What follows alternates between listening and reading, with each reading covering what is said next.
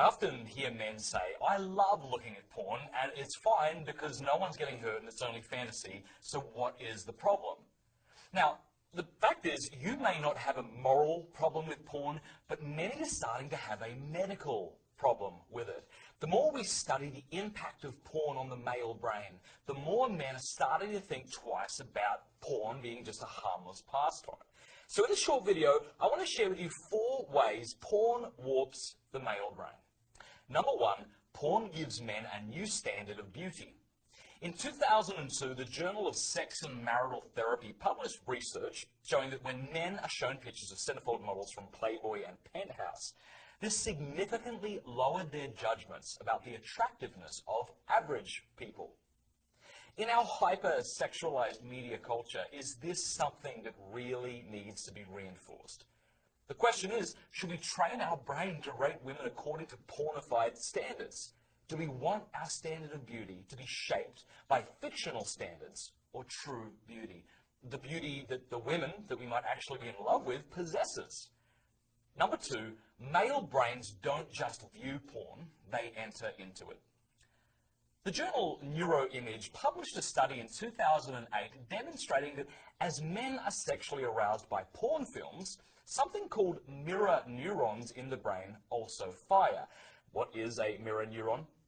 Well, I remember being at a cricket match, cricket's sort of like baseball but superior, and seeing a player get hit in the face with a ball. Ow! Okay, now as soon as I saw it, my own body recoiled as if I myself had been hit. I'm sure you've experienced something similar. This is because of mirror neurons. You instantly react as if you were the one hit. Now when it comes to porn, the brain naturally imagines the viewer in the pornographic scene. When a man is turned on by porn, his body is not merely responding to the naked woman. His brain is picturing himself as the main character, heightening the arousal. You see, porn isn't merely arousing to men because the women in it are attractive, but because it makes the man feel powerful and sexually attractive. This trains men not to get their sense of personal validation from real-life relationships, but from pixels on a screen. Number 3, the more porn men watch, the more their brains look like an addict's brain. In 2014, scientists at Cambridge discovered that the brains of habitual porn users show great similarity to the brains of alcoholics.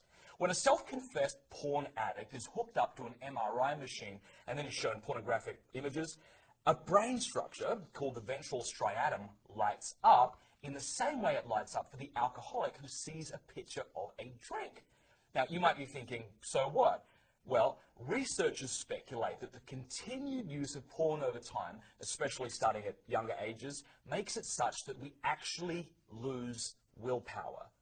The more we watch porn, the more difficult it is for men to say no to watching porn because of the strong craving that they feel. This also is not the kind of men we want to be like. We want to enjoy sensual pleasures, not be enslaved to them.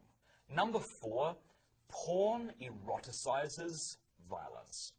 According to research by Dr. Dolph Zillman and Dr. Jennings Bryant, the more porn one is exposed to, the more likely one is willing to trivialize rape. In their experiments, after watching just 5 hours of pornographic film stretched over a period of 6 weeks, these people who watched the films were willing to cut the sentencing of an accused rapist nearly in half, compared to those who had not watched pornography at all.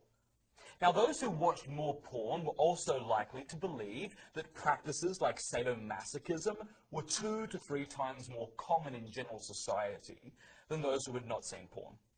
Now, of course, porn doesn't make most consumers into sexual violent people, but it does train men to embrace a culture of objectification, reinforcing a belief that women exist to give sexual pleasure to men.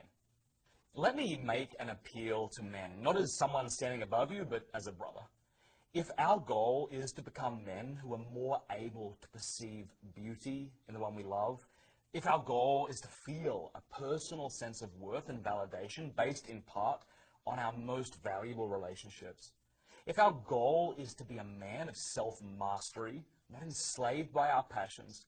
And if our goal is to treat women as people who should be served and loved and not see them as objects to be consumed for our pleasure, then we need to man up and we need to fight against our desire to watch.